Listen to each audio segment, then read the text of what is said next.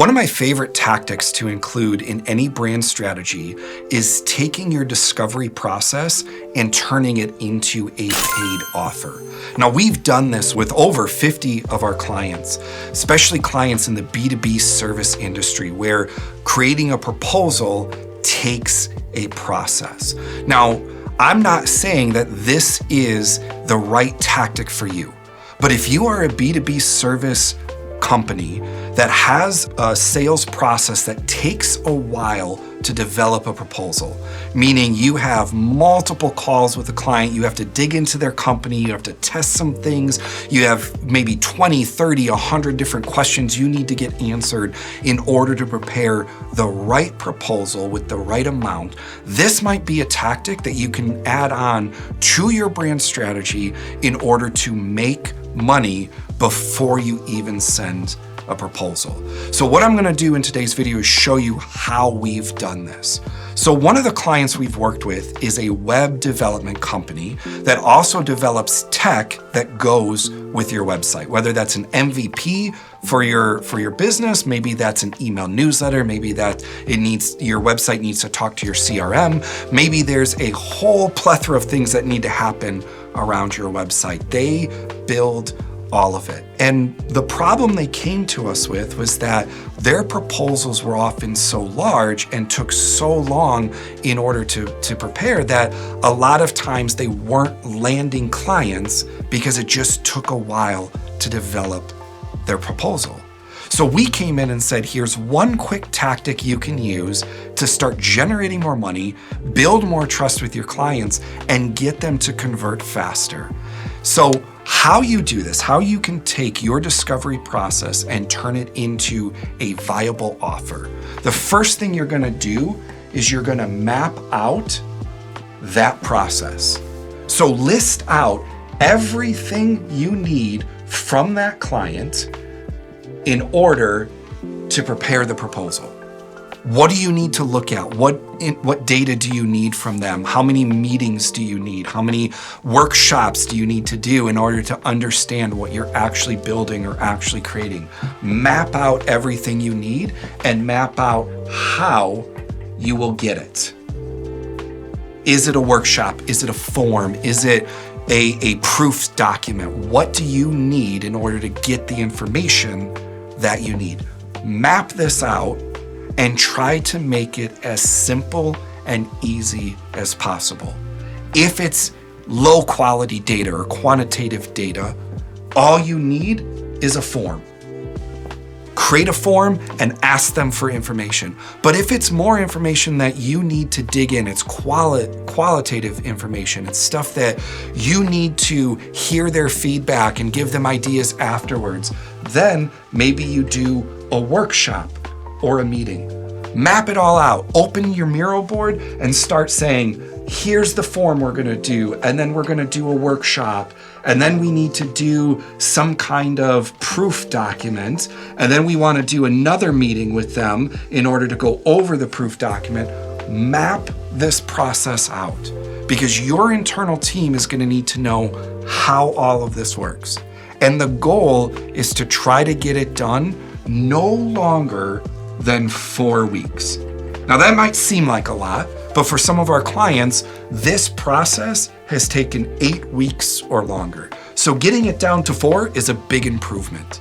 Figure out what this process is. What information do you need and how are you gonna get it? Map it out. But ultimately, what you need to provide them is some kind of deliverable. What are you actually going to give them that they're going to be willing to pay money for? Now, this is where most of my clients struggle when we start talking about this idea. Because in order for this offer to be valuable, it has to be more than just a proposal. Because no one's going to give you money in order for you to give them a proposal. That is a ridiculous offer that has no value. So you need to provide something that's valuable to them that serves as the ghost or the disguise for your proposal. Something you're giving them that masks the proposal underneath. That is what you're looking for. So this could be something like a guide, a checklist, an audit. It could be a simple strategy that you're putting together. For our client, it was a guide that they were going to go in and say, what is the tech experience that you need in order to have the experience that you want your customers to have? We'll sit down with you and we'll map all that out. We'll figure out all the details for you. We'll figure out the platforms that you're going to need to build on. We're going to figure out the costs for you, and we're going to give you a recommendation of what you need to build, the platforms it needs to be on, and how much the whole thing is going to cost. Ultimately, their prospects could take this deliverable, go to any competitor, and have them build it. That is what they are offering in their proposal building process. We will figure out all the details for you and give it to you in a document that also has the proposal for us to build everything that we talked about. Now, most founders will scoff at this and say, well, if I just do all that work and it's a low cost offer, maybe it's $1,000, maybe it's $2,000, maybe it's $5,000, why would I do that so they can go to a competitor and get it done? But here's the thing you're missing.